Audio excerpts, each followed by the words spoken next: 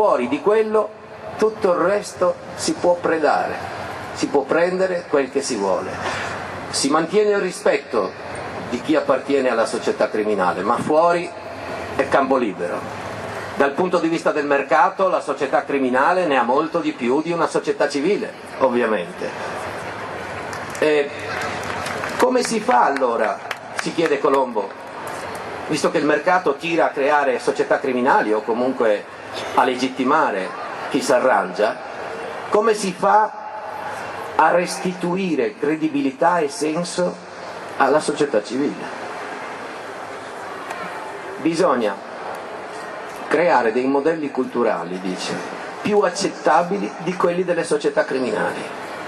Cioè bisogna dare valore a quello che ci tiene insieme. D'altra parte non è facile. Non è facile perché non esiste paese tra le democrazie occidentali come l'Italia in cui il concetto di regola non richiami il concetto di sofferenza. E qui Colombo, salto, va a parlare della nostra Assemblea Costituente, va a parlare esattamente della Costituzione, di qual è il centro della nostra Costituzione. Che cosa ha fatto, dice, quegli uomini adulti di cui parlavamo prima, quelli di cui sentivamo che sapevano di cosa stavano parlando, perché avevano vissuto sulla pelle il fascismo e la guerra. Quindi ogni cosa che dicono è come se la dicesse uno come Mario Rigoni Stern, uno che ha la faccia che parla come mangia. Cosa dice Gherardo Colombo? Dice: l'Assemblea Costituente, quando ha rifatto le leggi, l'ordinamento giuridico, ha messo un principio che coincide con quello di una società armonica o civile. Qual è la differenza? Se si analizza la Costituzione, dice, ci si accorge che una sola regola causa e giustifica tutte le altre. L'uguaglianza. L'uguaglianza è la base del diritto della nostra Costituzione. La tutela dello studio, del lavoro, della salute sono strumenti di uguaglianza, servono a ribilanciare, servono a redistribuire, servono ad assicurare che il debole non debba star fermo, ma possa camminare con la sua forza. Le norme apparentemente limitative, il famoso articolo 41 sul lavoro, quello che dice che l'iniziativa economica privata non può contrastare con l'utilità sociale e non può svolgersi in modo da recar danno alla sicurezza, alla libertà, alla dignità umana, applica il principio di uguaglianza della Costituzione, secondo cui ciò che faccio io non può nuocere agli altri, ed è sancito nella Dichiarazione universale dei diritti dell'uomo. Perché queste cose sono lontane? Cos'è che manca? Gli adulti mancano. La pubblicità ci tratta da giovani, i sindacati sono pieni di pensionati che poi vanno in crociera. Se gli anziani, lo so che non potete andare in crociera con la pensione, ma esistono crociere targate per il target dei pensionati, cioè le scarpe che mettete, il modo in cui vi vestite, le donne che vogliono vestirsi esattamente come le figlie, i genitori che cercano la complicità dei figli a scapito degli insegnanti. Dove è andata a finire l'uguaglianza? È andata a finire nella confidenza. La confidenza è quella di cui è maestro uno in Italia, uno che sa sorridere, ammiccare e trasformare anche un criminale in un compagno di merende. Non si può barattare la confidenza con l'uguaglianza, perché poi uno che si prende confidenza può dirti quello che vuole. Sapete qual è il risultato di questo? È che io mi sento in questo periodo di vivere in un film di Alberto Sordi, quello in cui a un certo punto lui passando dice lavoratori, solo che poi gli si rompe la macchina. Ecco, sto aspettando la scena in cui si rompe la macchina.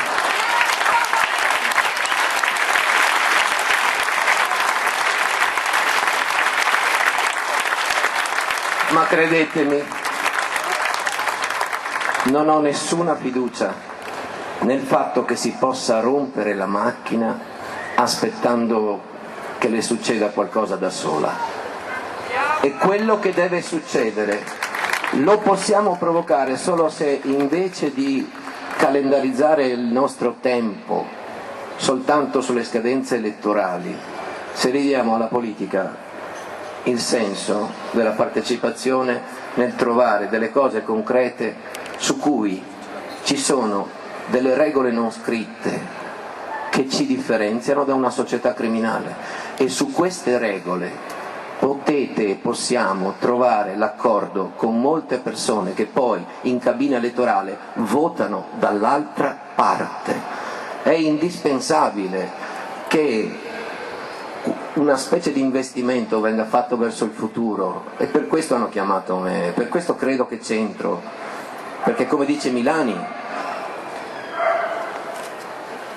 ci sono delle regole che puoi trovare ingiuste, contro cui devi lottare. Per lottare, per sperare, devi essere educato. Per crescere, imparando che si può sperare e lottare, hai bisogno di avere davanti degli adulti, non gente che si traveste da giovani fino in punto di morte. Fate outing, dichiaratevi adulti a un certo punto, prendiamoci le nostre responsabilità.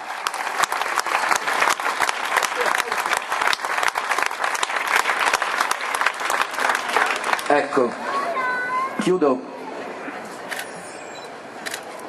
dicendo, ed è legato a questo concetto dell'uguaglianza, è legato a questo concetto del lavoro, anche se avrei potuto portare più in là il discorso di Gherardo, ma un po' di decenza, di limiti. Io non sono sicuro di riuscire ad andare avanti senza perdermi su quello, perché è complicato. Però volevo ricordare questo. Esattamente un anno fa, era il 5 maggio o forse qualche giorno dopo, ma era il mese di maggio, in sede di presentazione del bilancio dello Stato, il ministro dell'economia affermò che questo Paese non può permettersi un tasso di invalidi come quello che ha senza perdere competitività. Citò dei numeri e l'affermazione restò così.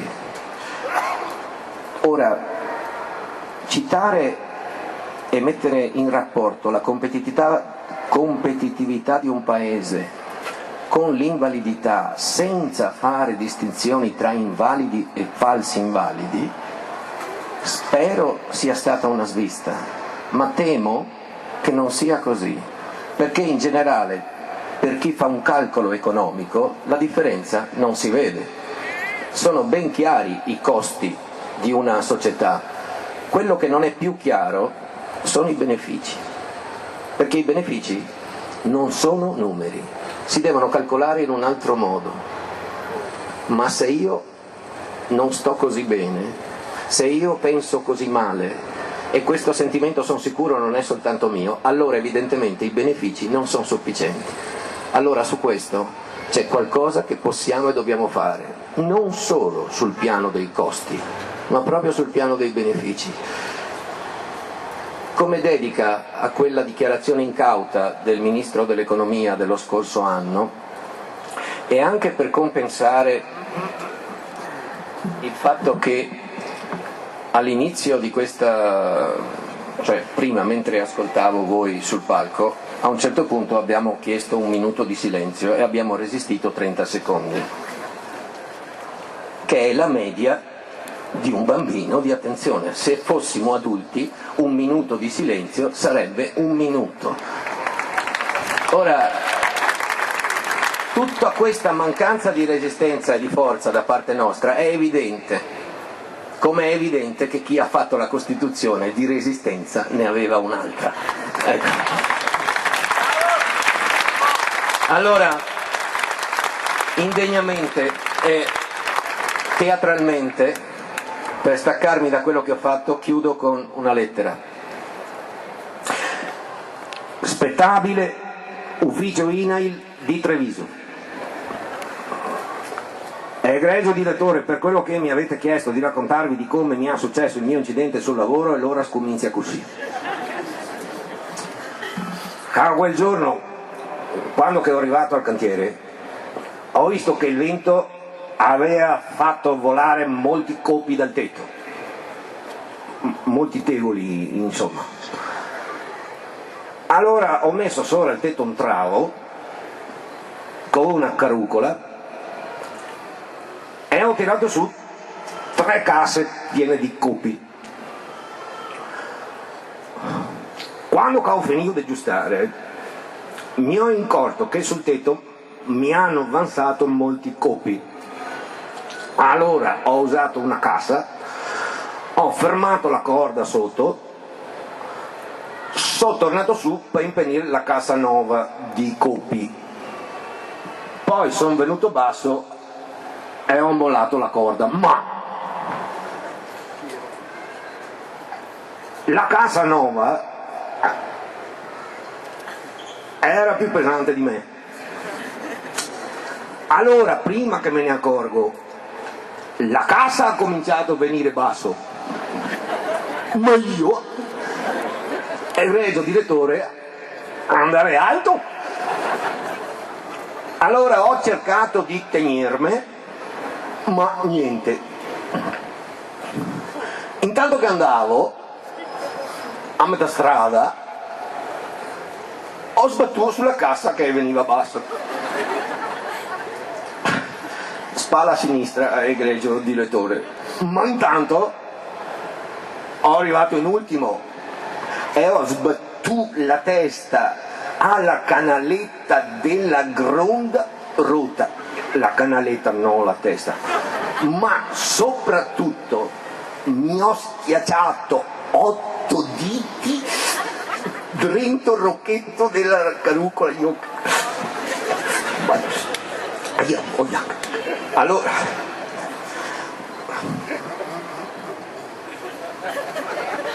queste disgrazie è terribile. Allora, quando io arrivato al tetto, al stesso momento la cassa ha sbattuto per terra, ma quando che ha sbattuto per terra si è rotto fuori al fondo della cassa, tutti i copi sono scampati fuori rotti.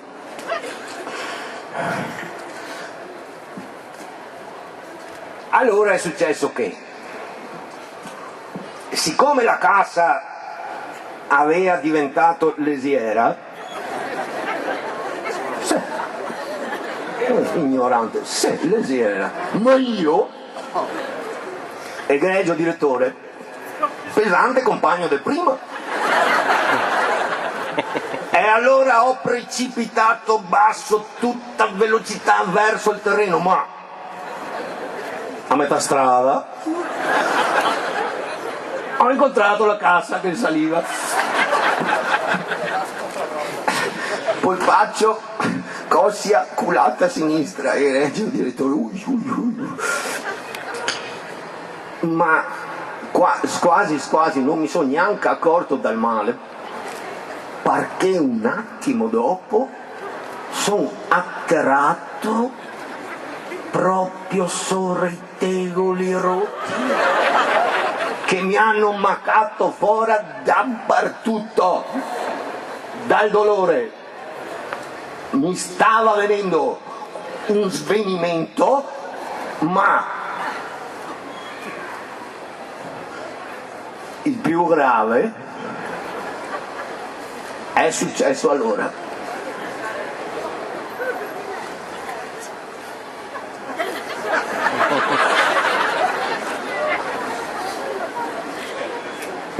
Perché dall'alto verso il basso la cassa carogna qua, e mi sono svegliato in ospedale tutto rotto, col dottore che mi ha detto: Giovanni, è meglio che fai una bella vacanza.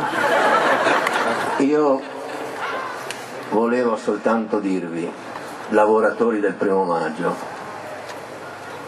che quando ti succede l'incidente in cantiere, un po' mona sei anche tu, come quando ti succede in autostrada, così quando ti succede in missione all'estero. Quello che non capisco io è perché se l'incidente succede in missione all'estero ti metto la bandiera sulla bara, se succede in cantiere sei mona e basta. Bravo.